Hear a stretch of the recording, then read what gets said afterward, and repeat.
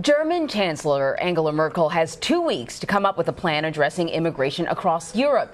She's rejecting President Trump's tweet yesterday saying crime in Germany was up more than 10% since the country started accepting migrants. However, the latest numbers from Germany's government prove the crime rate actually dropped last year. This is just the latest issue to come between President Trump and top U.S. allies. He's also been feuding, of course, with Canada over trade and with France over the Iran deal and much more. So let's get straight to CBS News senior global affairs contributor Ian Bremmer. He is also the president and founder of the Eurasia Group, and he is joining us now from Tokyo. So, Ian, why is President Trump taking aim at Germany after slamming Canada and other allies at the G7 summit? What is his strategy here? And we've seen how Angela Merkel has responded. How are others responding?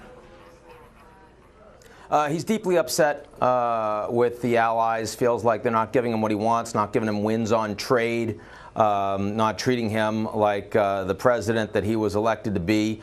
The response from these allies has been extraordinarily, I'd say even unprecedentedly poor in the post-war era. I'm here in Tokyo. I've spoken personally with many of the members that actually attended the G7 delegation, and they were quite shocked with both the incoherence of the president there, saying that he got pretty much every fact wrong, that they didn't understand what his strategy was, and also with his apparent lack of commitment to the U.S.-Japan alliance, as well as other alliances. They felt that the G7 was a disastrously poor summit, and frankly, I've heard that from almost every U.S. ally that's attended.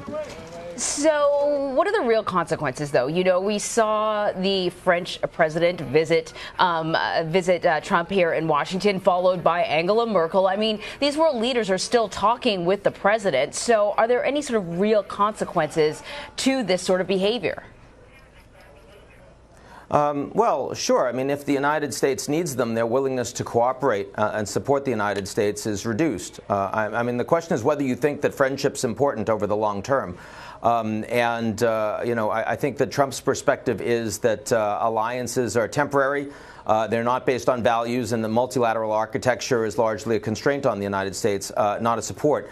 That is not the view of American allies, and it might matter less if there were not other options. But of course, increasingly, the Chinese are the ones spending a lot of money internationally.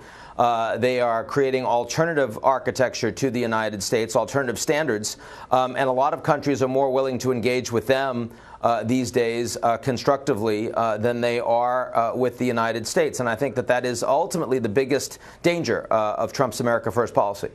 Ian, before we let you go, you mentioned the Chinese. We know that Kim Jong-un, the dictator of North Korea, has once again met with the Chinese President Xi Jinping. What do you think is going on there? What do you think this means for the historic summit that President Trump had with the North Korean leader? Well, the American summit was the most historic, but the Chinese three summits are more important. And they're more important because China matters a lot more to North Korea ultimately. They're the ones that are on the ground. They have more skin in the game.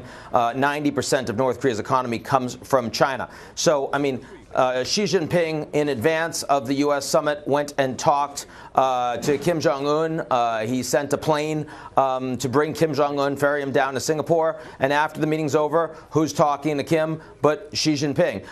That's ultimately, if peace is going to break out in the region, it is likely to be more to China's liking, the actual terms of any deal, than it is to the Trump administration in the United States. And I think that Xi Jinping understands that while he was on the back foot 6 months ago when Kim Jong-un wasn't talking to anyone, now that Trump has done some of the lifting to get Kim Jong-un to engage internationally, she is the one that's going to put the most effort into it. All right, Ian Bremmer, thanks so much.